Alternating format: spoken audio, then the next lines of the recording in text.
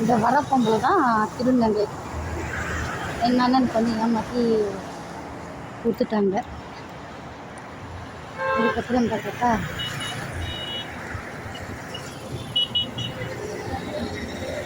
Pregnant மாதிரி நடித்து plastic வயிற்றில் வச்சு சீமந்தம் கொண்டாடி ஒரு குழந்தை பெற்றுறாங்க. ஒரு குழந்தை 1992 நடந்த கதை இது. ஒரு குழந்தை பிறக்குது. அது கூட கவர்மெண்ட் ஹாஸ்பிட்டலில் இங்கே ஒன்றா வேலை செய்கிற அந்த மானியம்பாடி கவர்மெண்ட் ஹாஸ்பிட்டலில் இந்த அம்மாவுக்கு ஒரு குழந்தை பிறக்குது. அந்த குழந்தை வந்து வளர்ந்து லாஸ்ட்டில் பார்த்தா வேலைக்காகத்தான் இந்த திருநங்கை எங்கள் அம்மாவுக்கு எங்கள் அண்ணனுக்கு கல்யாணம் பண்ணி கொடுத்தாங்க. எங்கள் அண்ணனை கொலை பண்ணி வச்சுது. வேலைக்காக ரயில்வே வேலையை வாங்கிடுச்சு.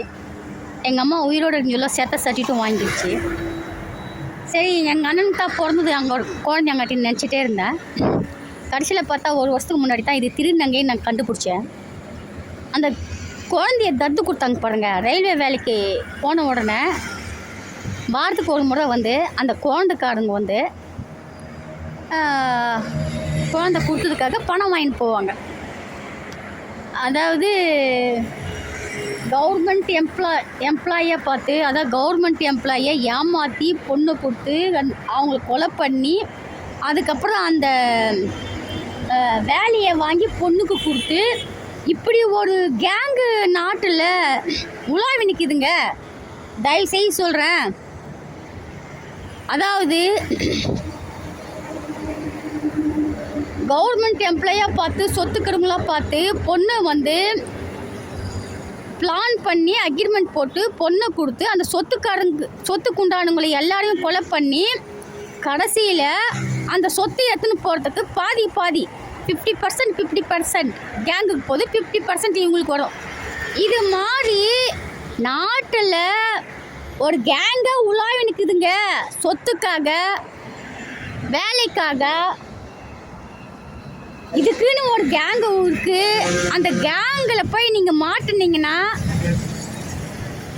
கடைசியில் பார்த்தாக்கா 2 வருஷம் இல்லை 10 வருஷத்துக்குள்ளே உங்கள் குடும்பமே க்ளோஸ் பண்ணிட்டு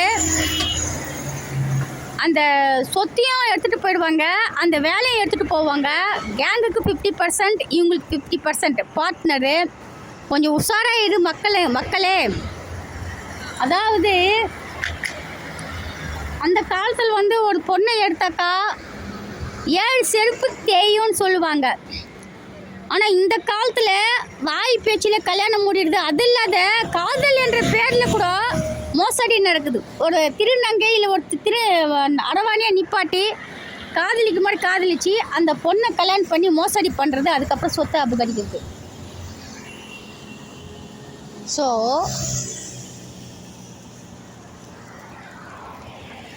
ஸோ எங்கள் குடும்பத்தில் பார்த்தா இது தாங்க நடந்திருக்குது. எங்கள் அண்ணனுக்கு திருநங்கை கொடுத்து கொலை பண்ணி சொத்தை அபகரிச்சிட்டாங்க, வேலை அபகரிச்சிட்டாங்க. அதே மாதிரி எங்கள் அக்காவுக்கும் ஒரு என்னத்த சொல்கிறது, இதே மாதிரி ஆளை கல்யாணம் பண்ணி எங்கள் அப்பா அம்மா கொலை பண்ணி சொத்தை அபகரிச்சிட்டாங்க. ஸோ நான் என்ன சொல்கிறேன்னா, இதுக்குன்னு ஒரு கேங் இருக்குது. தயவுசெய்து சொல்கிறேன், சொந்தத்தில் பொண்ணு கட்டுங்க, அசலில் பொண்ணு கட்டாதீங்க. சொந்தத்தில் கூட அக்ரிமெண்ட் போட்டு தான் பண்ணுறாளுங்க. கொஞ்சம் உஷாராக இருங்க, பார்த்து நடந்துக்குங்க. Okay, thank you.